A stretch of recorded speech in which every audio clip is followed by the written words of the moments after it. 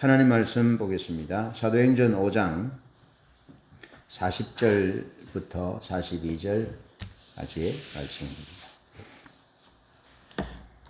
사도행전 5장 40절부터 42절 말씀입니다.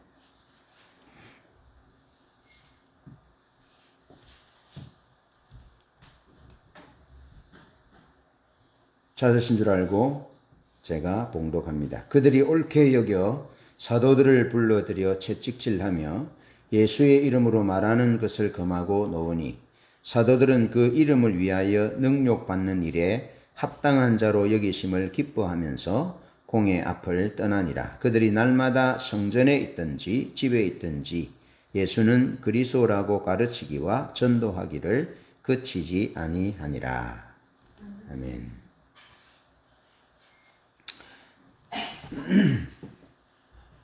선교는 삼위일체 하나님의 선교라. 미시오 데이 그랬습니다. 선교의 주체가 사람이었고 그 교회였던 적이 있습니다. 물론 지금도 이런 가르침은 우리 의식 속에 남아 있습니다. 그런데 1차 세계대전, 2차 세계대전을 경험하면서 조정이 옵니다. 선교의 주체가 교회가 아니고 개인이 아니라 선교의 주체는 미시오 데이, 삼위일체 하나님이 선교의 주체이시다 하는 전환이 일어나게 됩니다. 그런가 하면 온전한 전환이 필요하지요. 그러면서 복음주의 전통의 선교가는 하나님 중심적이기보다는 인간 중심. 자, 복음주의 전통이라 하니까 상당히 참 괜찮은 것처럼 보이는데, 복음주의 전통의 선교가는 하나님에게 초점이 맞춰 있기보다는, 더 정확하게 말하면 하나님의 영광에 초점이 맞춰 있기보다는 개인의 구원, 하나님의 놀라우신 그 초월적인 십자가 사랑이 나를 위해서 있는 것으로 강조한다는 거죠. 예. 그런가 하면 정의와 공의와 정의로운 사회를 주장하는 초교파주의의 선교가는 사회를 새롭게 하기 위한 과업에 초점을 둔다 하는 겁니다.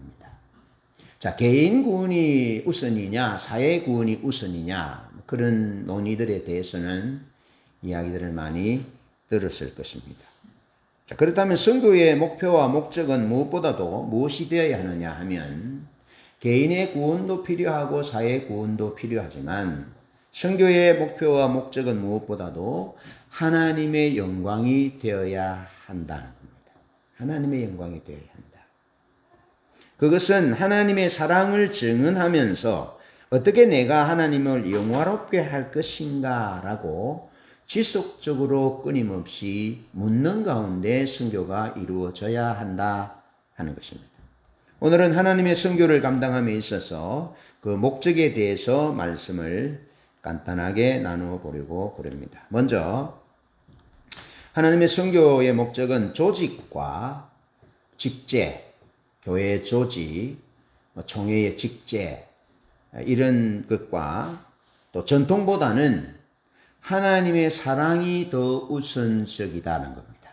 하나님의 사랑. 우리 선교의 토대가 하나님의 사랑이라 했잖아요. 하나님의 사랑 때문에 하나님의 사랑을 전하는 것이 곧 선교고, 하나님의 사랑을 나누고 하나님의 사랑을 모르는 자들이 하나님의 사랑을 알도록 하는 것이 선교죠. 핵심은 하나님의 사랑인 거죠. 요한복음 11장 45절로 53절을 보면 죽은 나사로가 나흘 만에 다시 살아났습니다. 이런 역사는 없었습니다. 주님께서 죽은 나사로를 나흘 만에 냄새가 나서 썩었고 무덤에 묻었어요. 무덤 문을 닫았어요. 큰 돌로 닫았는데 예수께서 오셔서 나사로의 죽음에서 나사로를 살려줍니다. 예. 그러면서 하신 말씀이 무엇입니까? 마르다와 마리아에게 네가 믿으면 영광을 보리라 그랬습니다. 믿으면 영광을 보리라. 나면서부터 소경된 자의 눈을 뜨여주면서 주님께서 하신 말씀이 무엇입니까? 그에게서 하나님의 하시는 일을 드러내기 위함이다. 하나님의 영광을 드러내기 위함이다. 하나님의 살아계심을 드러내기 위함이다. 하나님의 사랑을 보여주기 위함이다 하고 말씀하시잖아요. 그러니까 예수님이 하신 선교도 하나님의 사랑을 보여주기 위함이고 하나님의 영광을 드러내기 위한 목적이었다는 거죠. 거기에 초점을 맞춰야 한다는 겁니다. 자, 그런데 마리아에게서 와서 예수의 하신 일을 본 많은 유대인들이 저를 믿었다는 겁니다. 그러니까 영혼을 구원하는 것, 내가 구원받는 것, 내가 천국 가는 이것이 선교의 첫째 목적이 아니라 하나님의 사랑이 드러나고 하나님이 하신 일을 통해서 하나님의 영광이 드러나면 믿는 사람이 생기는 것은 자동적인 열매다는 것입니다. 그러니까 순서가 개인의 구원, 사회의 구원, 이런 전도, 선교 여기에 첫째 조건이 있는 것이 아니고 첫째의 목표는 하나님의 영광이어야 한다는 겁니다. 하나님의 영광. 하나님의 사랑이 드러나야 한다는 것입니다. 하나님이 행하시는 것이 드러나고 그래서 하나님의 영광이 드러날 때 그럴 때에 선교가 이루어진다 하는 것입니다. 자, 47절에는 대제사장들과 바리새인들이 공회를 모으고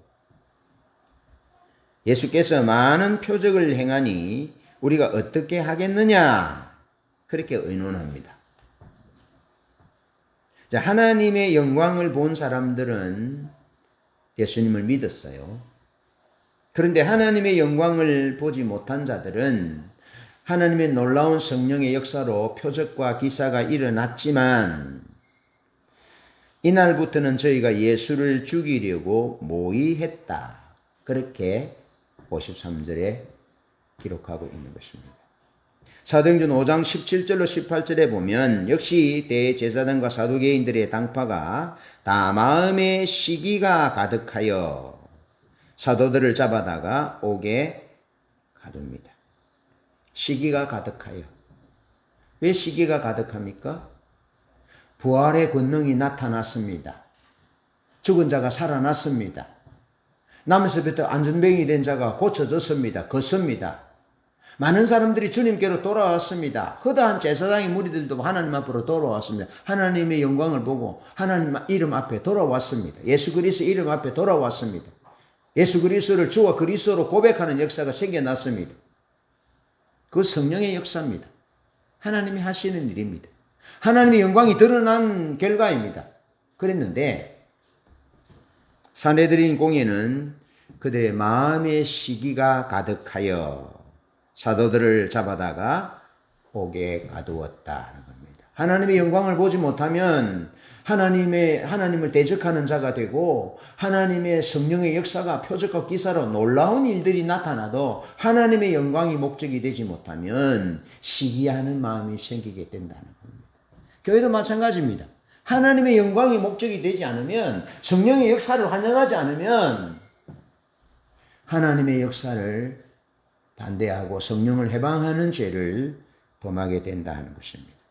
부활의 권능으로 민간의 표적과 기사가 많이 나타나자 믿고 죽게 나오는 자가 많아졌는데 남녀의 큰 무리였다. 그렇게 말합니다. 심지어 병자들을 각처에서 병자들을 데리고 와서 베드로의 그림자라도 덮일까 바랬다는 겁니다. 그런데 병든 자가 고쳐지고 귀신 들려서 괴로움을 받는 모든 사람들이 다 나음을 얻었다. 하나님의 영광 앞으로 나오는 자는 고침을 받았다는 겁니다. 예수 이름 앞으로 나오는 자들은 고침을 받았다는 것입니다. 베드로의 그림자가 핵심이 아닙니다. 표적과 기사가 핵심이 아닙니다. 귀신 들린 것, 병 고친 것이 낫는 것이 핵심이 아닙니다. 예수 그리스도의 이름 앞에 나오는 하나님의 영광 앞에 나오는 자들은 고침을 받았다. 다 고침을 받았다. 하나님의 사랑을 받아들이는, 십자가에서 계시된 하나님의 사랑을 받아들이는 자, 부활의 권능으로 하나님의 사랑이 나타나고 성령에 임하여 하나님의 사랑의 결과로 성령이 임한 그것에 응답하는 자는, 그 영광에 응답하는 자는 고침을 받게 되었다는 것입니다. 오늘 우리는 우리의 믿음과 우리의 기도와 우리의 순교 방향을 수정하고 조정해야 될 필요가 있습니다. 그것은 우리가 무엇을 먹든지 마시든지 하나님의 영광이 되어야 한다는 것입니다. 우리의 선교의 방향은, 선교의 목표와 선교의 목적은 하나님의 사랑이어야 한다는 것. 그래서 하나님의 영광이 드러나게 해야 한다는 것입니다. 대제사장과 사두개인의 당파의 목적은 조직과 전통을 지키는 것입니다. 그들의 조직을 지키는 것이고 그들의 전통을 지키는 것입니다. 사회 정의와 그들의 질서 유지가 표면상의 이유입니다. 그렇잖아요. 로마로부터 이 나라를 지키기 위해서 한 사람이 죽어야 한다. 한 사람이 죽어야 한다. 그러나 그들의 속내, 그들의 목적은 체제 유지, 지위 보전이었다는 것입니다. 자기들의 체제를 유지하는 것, 대제사장의 자리를 지키는 것, 그리고 자기와 자기 아들들, 자기 사위들이 대제사장의 지위를 누리는 것. 그래서 성전을 이용하여 돈벌이를 하고 경제적으로 넉넉하게 사는 것, 그것이 대제사장들의 이면적인 목표였고 목적이었다는 것입니다. 하나님의 영광이 아닙니다.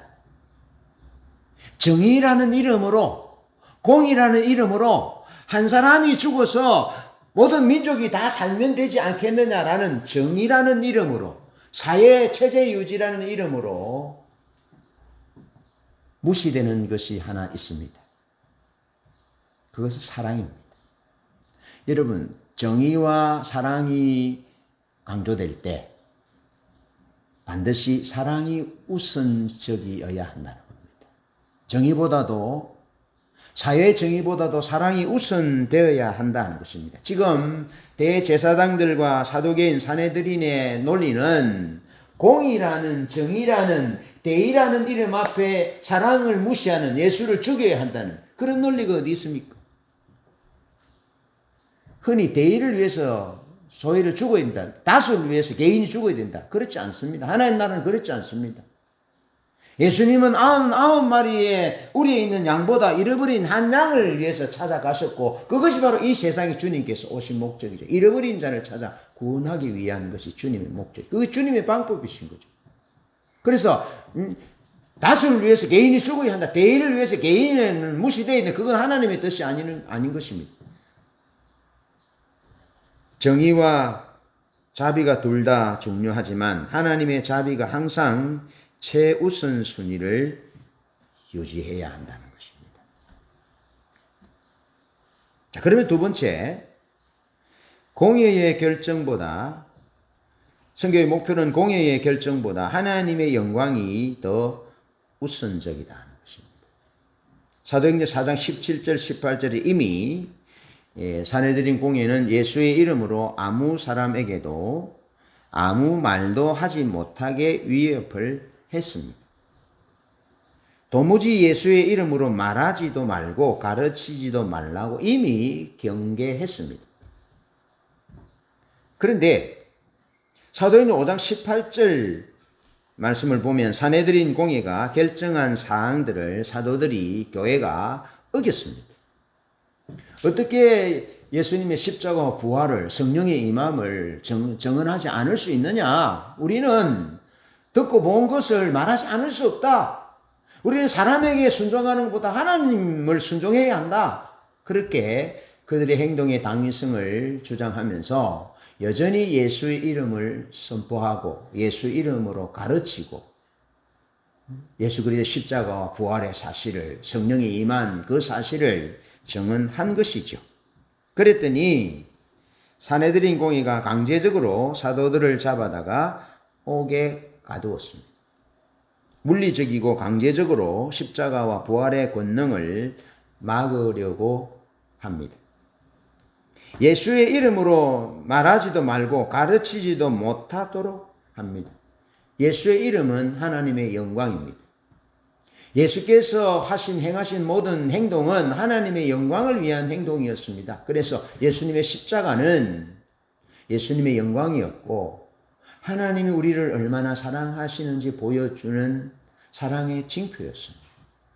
예수님의 부활은 예수 그리스도의 영광이며 하나님의 영광입니다. 그리고 성령을 보내주신 것도 하나님의 영광입니다. 하나님의 영광이 사람과 함께 하는 것입니다. 하나님의 생명이 하나님의 영광인데 그 하나님의 영광이 이미 역사 속에 들어오셔서 예수 그리스도의 십자가 부활과 성령의 임함으로 새로운 일이 시작되는 것을 말하고 있습니다. 하나님의 사랑을 받아들이는 자의 삶에 하나님의 새로운 역사가 시작되었음을, 그것은 하나님의 영광스러운 일이 시작되었음을 보여주는 사건인 거죠. 그것이 예수 이름으로 말하는 것입니다. 그것이 예수 이름으로 가르치는 것입니다. 예수 그리스도의 주 되심과 그리스도 되심을 선포하는 것입니다. 성령이 하나님의 신실하심으로 임하신 것을 선포하는 것입니다. 그 하나님의 영광을 선포하는 것입니다. 산헤드린 공회는 하나님의 영광을 막았습니다. 하나님의 영광을 선포하지도 못하도록, 가르치지 못하도록 했습니다. 그러나 사도들은 그 공회의 결정보다 하나님의 영광이 더 우선적이었습니다. 예수 그리스도 십자가와 부활, 성령이 임한 그 사건, 그들이 목도하고 경험한 그 사건, 그 하나님의 영광을 전하는 것이 더 중요했습니다. 더 우선적이었습니다. 그래서 그들은 중단할 수 없이 그 일을 계속했습니다. 그들은 예수 이름으로 말하지도 가르치지도 못하도록 했지만 사도행전 5장 19절로 20절 말씀을 보면 그래서 옥에 갇히잖아요. 그런데 주의 사자가 옥문을 열고 끌어내었습니다. 주의 사자가 함께합니다. 하나님의 영광이 함께합니다. 하나님의 임재가 함께합니다. 빌립보 감옥도 그랬듯이 하나님의 영광이 나타나는 가시적인 표현이 주의 사자가 임한 거죠. 주의 사자가. 주의 사자가 임하니까 사도들을 그냥 가두어 둘 수 없습니다. 감옥 문이 터지는 거죠. 열리게 되는 거죠. 그래서 주의 사자가 옥문을 열고 끌어내어 줍니다. 그런데 놀라운 것은 성전 지키는 자들이 옥을 지키는 자들이 있습니다. 그런데 옥을 지키는 자들이 모르게, 옥을 지키는 자들이 그 사실을 모르게 잠을 잤든지 기절을 했든지 모릅니다. 어떤 일이 있었는지 구체적인 기록은 없지만 이것이 하나님의 역사입니다. 하나님의 역사로, 하나님의 영광스러운 역사로, 하나님의 능력으로, 권능으로 하나님이 사자를 보내셨습니다. 하나님의 영광이, 하나님의 임재가 임했습니다. 그랬더니 옥문이 열렸습니다. 놀라운 일이 일어나죠. 그들이 갇혀 있는 줄 알았지만 여전히 옥문이 닫혀 있었지만 사람은 없어요. 하나님이 사드락과 메삭과 아벳느고를 풀무불 가운데 머리털 하나 상하지 않도록 보호하시고 건져내시고 다니엘을 사자굴에 사자의 이빨로부터 천사를 보내어서 그 사자의 입을 막았다 했잖아요. 그런 역사를 살아계신 하나님께서 영광으로 임하심으로 행하셨던 것이죠. 그래서 그들을 옥에서 끌어내어서 성전에서 이 생명의 말씀을 다 백성에게 말하도록 역사하십니다. 하나님의 사랑, 하나님의 신실하심, 또 하나님의 영광을 전하도록, 드러내도록 말씀하고 있습니다. 이에 베드로는 사도행전 5장 29절 32절에서 사람보다 하나님께 순종하는 것이 마땅하고 십자가와 부활하심으로 예수가 주와 그리스도가 되심을 선포합니다. 하나님의 사랑을 선포합니다. 그리고 성령을 보내신 하나님의 신실하신 사랑, 그 영광을 증언하기 시작합니다. 산헤드린 공회의 초점은 하나님의 사랑과 하나님의 은혜의 역사를 사유화합니다. 복음주의 전통의 단점입니다. 사유화합니다. 개인 구원, 나를 위한 십자가, 나를 위한 구원, 나를 위한. 인간 중심적인 것에 강조점이 있습니다. 여러분, 사내들인 공의의 초점도 하나님의 은혜와 하나님의 사랑을 사유화합니다. 여러분, 그들이 터전 삼고 있는 하나님의 성전은 하나님을 찾는, 하나님을 예배하는, 가난하고 보잘것없는 자가 나와서 하나님 앞에 제사 드릴 수 있는, 누구든지 만민이 나와서 하나님 앞에 기도하고 마음의 아픔을 토로하고 죄와 허물을 용서받는 하나님의 성전인데, 하나님의 성전을 사유화했습니다. 그래서 중세시대 교회의 바벨론 포로 이렇게 하는 것처럼 교회가 어떤 특정 집단에 사유화되는 것처럼 예수님 시대의 예루살렘 성전이 대제사장들 안나사와 가야바의 집단에 사유화되었습니다. 사두개인들에게 의해서 사유화되었다는 것입니다. 그런 모습을 지금 보여주고 있습니다. 그게 사내들인 공의의 초점입니다. 사유화했다는 겁니다. 하나님의 은혜와 하나님의 사랑, 하나님의 구원, 이것들을 자기들만의 것으로 사유화했다는 것입니다. 예. 그래서 십자가의 은혜와 부활의 권능과 성령의 선물로 인하여 나타나는 표적과 기사와 전도를 막았다는 겁니다. 왜? 그것들을 막지 못하면 사유화하는 이 성전이 자기들의 그 기득권이 잃을 수 있기 때문에. 그래서 시기하고 대적했다는 겁니다. 그래서 시기했다. 오늘 본문에 그들이 시기했다 하잖아요. 시기했다는. 그리고 대적했다는 것입니다. 그런데 이 사내들인 공의 대제사장들이 보여주는, 유대인들이 보여주는 이 시기 대적은요, 한 번뿐이 아닙니다. 계속해서 그런 일이 일어났습니다. 마가복음 15장 10절에 보면 빌라도 앞에 선 예수님을 빌라도가 이제 재판하잖아요. 재판할 때 빌라도가 생각하기를 대제사장들이 시기로 예수를 넘겨준 줄 알았다. 그렇게 말합니다. 죽은 자가 살아났습니다. 병자들이 고쳐졌습니다. 희년이 선포됩니다. 잃어버린 자들이 돌아옵니다. 놀라운 일들이 일어납니다. 수많은 군중들이 예수님 앞에 모입니다. 진리를 깨달은 거죠. 구원의 길을 본 거죠. 구원의 빛을 본 거죠. 하나님의 영광을 본 거죠. 그러니까 시기로 예수님을 넘겨준 거죠. 넘겨주면서 뭐라 그럽니까? 한 사람이 죽어 민족이 살면 되지 않느냐. 한 사람이 죽어 민족이 살면 되죠. 여러분, 우리의 정의와 우리의 공의가 아무리 정당화된다 할지라도 한 사람의 의인을 죽이는 그 핏값은 정당화될 수 없습니다. 우리 아무리 괜찮은 정의와 공의와 공의로움이 우리의 행동의 전면에 등장한다 할지라도 의인의 핏값을 하나님은 신원하시기 때문에 우리의 정의는 논리를 잃고 맙니다. 그런데 지금 하나님의 은혜와 하나님의 사랑을 사유하는 대제사장들, 사두개인 당파는 지금 그런 행동들을 하고 있는 거죠. 그래서 시기로 예수 그리스도를 빌라도에게 고소해서 예수님이 십자가의 형을 언도받도록 요구했습니다.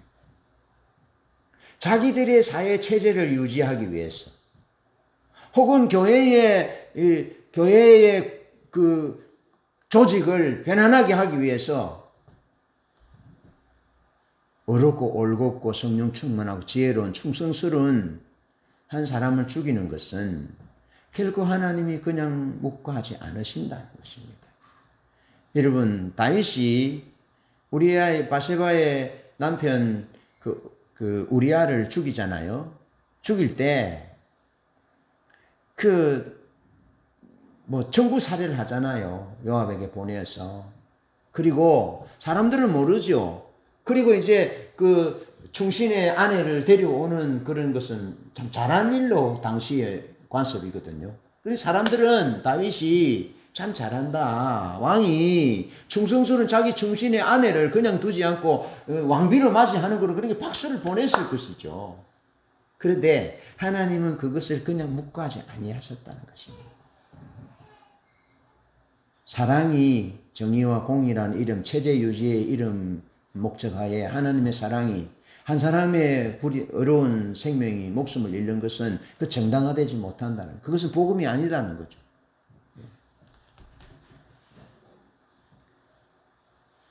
예수님을 그렇게 시기로 십자가형을 언도해 달라고 시기로 내어 주었다. 그리고 사도행전 13장 45절에 보면 바울과 바나바가 비시디의 안디옥 회당에서 복음을 전하거든요. 전도할 때 온 성이 거의 다 하나님의 말씀을 듣고자 하여 모였어요. 비시디의 안디옥에 있는 모든 사람들이 다 하나님 말씀을 듣고자 하여 모였을 때 유대인들이 그 무리를 보고 시기가 가득하여 바울과 바나바를 비방하고 반대했다. 그렇게 사도행전 13장 45절에는 기록하고 있습니다. 하나님의 영광이 목적이 아니고 하나님의 은혜와 하나님의 사랑을 사유화하면 하나님의 역사를 방해하게 되어 있습니다. 시기가 가득하게 되어 있습니다. 왜? 자신들의 체제 유지가 위험하기 때문에 그렇게 한다는 겁니다. 그래서 오늘 우리 교회는 주인이 주님이십니다. 주님이 왕이시고 주님이 그리스도이십니다. 주님에게만 통치받아야 합니다.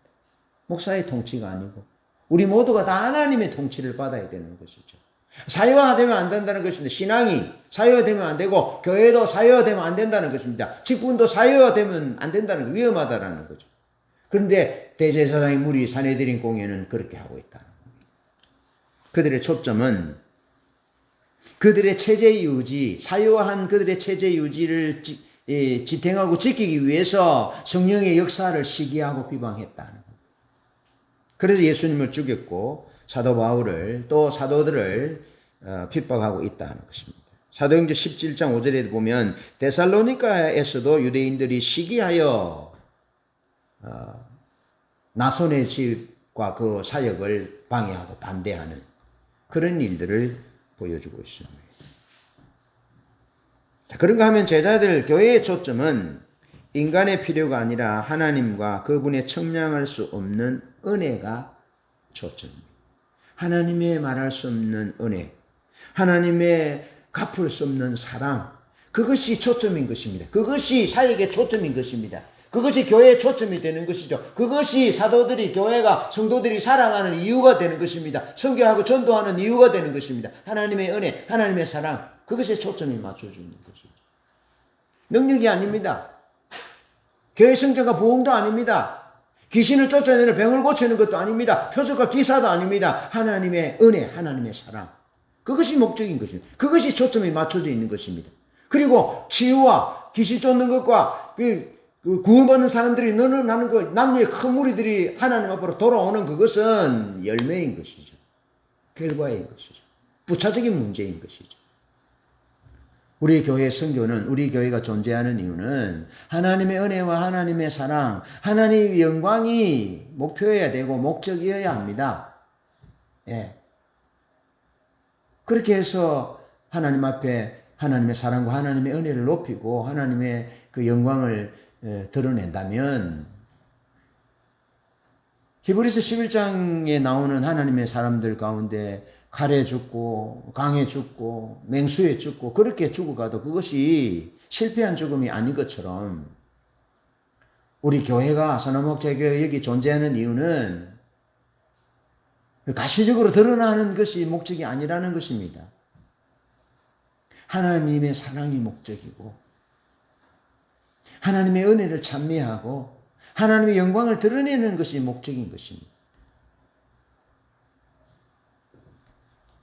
하나님의 생명의 말씀이 소중하기 때문에 모든 백성에게 다 말하는 것, 그것이 사도들의 전도의 목표였고 목적인 것입니다. 하나님의 사랑이 귀하기 때문에, 하나님이 우리 위해 행하신 일들이 귀하기 때문에 그것을 얘기하는 것입니다. 전도를 하기 위한 목적이 아닙니다. 그들이 구원해야 되는 그것이 또 목적이 아닙니다. 하나님의 은혜, 하나님의 사랑, 하나님의 생명의 역사, 그것이 고맙기 때문에 그것을 말하는 것입니다. 사도들이 그것을 말하는 것이죠. 그럴 때에 성령이 역사합니다. 하나님이 하십니다. 우리는 하나님이 하실 일을 우리가 하려 해서는 안 됩니다. 우리는 하나님이 행하신 일들을 말하면 됩니다. 남편에게, 우리 아들들에게, 우리 이웃들에게, 우리 부모에게 그것을 얘기하면 됩니다. 하나님 나에게 그렇게 하셨습니다. 그렇게 얘기하는 것이죠. 그것이 우리가 할 일입니다. 그것이 우리의 선교의 목표와 목적이 되어져야 한다는 것입니다. 예수의 이름으로 말하는 것이 중요합니다. 아시겠죠? 예수의 이름으로 말하는 것이 중요합니다. 물론 예수의 이름을 말하지 아니하고 우리의 삶으로 어떤 행위들을 할 수 있습니다. 그런데 이것이 어느 것이 먼저이고 나중인지 그것은 중요하지 않습니다. 아시겠죠? 그러나 중요한 것은 예수 그리스도의 이름으로 말하는 것이 중요하다. 예수 이름을 전하지 않으면 누가 듣겠습니까? 전한 이가 없는데 누가 듣겠습니까?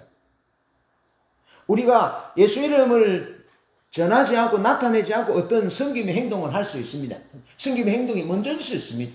예수 이름을 전하는 것이 나중일 수 있습니다. 혹은 예수 이름을 전하는 것이 먼저일 수 있고 섬김이 나중일 수 있습니다. 그러나 핵심은 예수 이름을 선포해야 한다는 것입니다. 예수 이름을 말하는 것. 예수 이름을 말하는 것을 말하지 못하도록, 예수 이름을 가르치는 것을 가르치지 못하도록 산헤드린 공회가 사도교인들의 당파가 막았거든요. 예? 그랬더니 사도들이 어떻게 합니까? 우리는 예수 이름으로 말하는 것을 중단할 수 없다. 예? 우리는 사람의 얘기보다 하나님의 얘기를 듣는 게 더 중요하다. 우리가 보고 들은 하나님의 사랑, 하나님의 은혜, 하나님의 영광, 성령의 임함, 하나님의 신실하심을 말하지 아니할 수 없다. 그러면서 예수 그리스도 이름을 선포합니다. 그것이 선교의 목적이고 목표고 목적인 것입니다. 예수 그리스도 이름을 전하는 것입니다. 선포하는 것입니다. 예수가 주와 그리스도이심을 선포하는 정인의 삶에 초점을 두었다는 것입니다. 개인의 구원이 우선인가 사회의 구원이 우선인가 논의가 있을 수 있습니다. 복음주의가 맞느냐 초교파주의가 맞느냐 그렇게 논쟁할 수 있습니다. 그러나 정의와 공의도 중요하지만 하나님의 은혜와 하나님의 사랑이 배제된다면 교회가 복음을 배신한 것입니다. 여러분, 공의와 사랑, 정의와 긍휼이 요구될 때 상충될 수 있습니다. 어떤 것을 선택해야 될 수 있습니다. 그때 주님은 사랑을 선택하셨습니다. 보십시오. 주님의 십자가는요, 우리에게 사랑을 선택한 것입니다.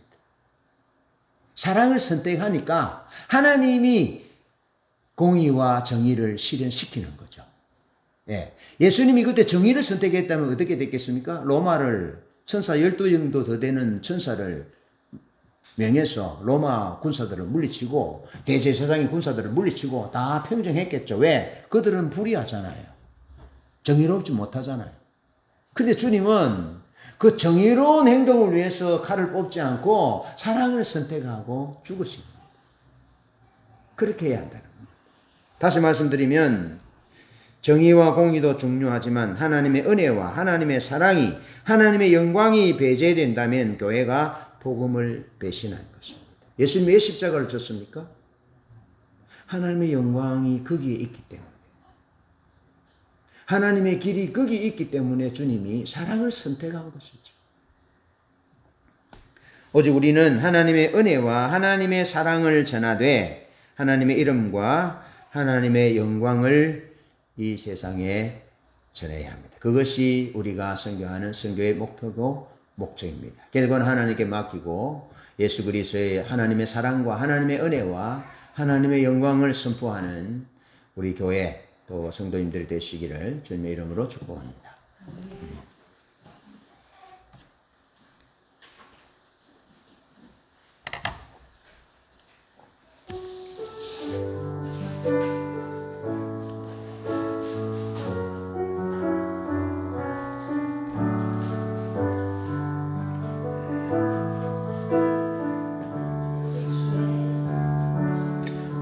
오직 주의 사랑에 매여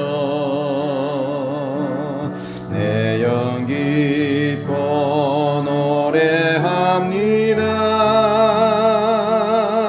이 소망의 흔도 기쁨의 땅에서 주께 사랑 드립니다. 오직 주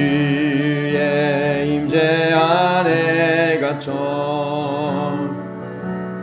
내 영 기뻐 찬양합니다. 이 소명의 흔도 거룩한 땅에서 주께 경배드립니다. 주께서 주신 모든 은혜 나는 말할 수 없네. 내 영혼 즐거이 주 따르렵니다. 주께 내 삶 드립니다. 오직 주의 사랑에 매여 내 영 기뻐 노래합니다. 이 소망의 흔도 기쁨의 땅에서 주께 사랑 드립니다. 오직 주의 임재 안에 갇혀 내 영 기뻐 찬양합니다. 이 소명의 흔도 거룩한 땅에서 주께 경배드립니다. 주께서 주신 모든 은혜 나는 말할 수 없네. 내 영혼 즐거이 주 따르렵니다. 주께 내 삶 드리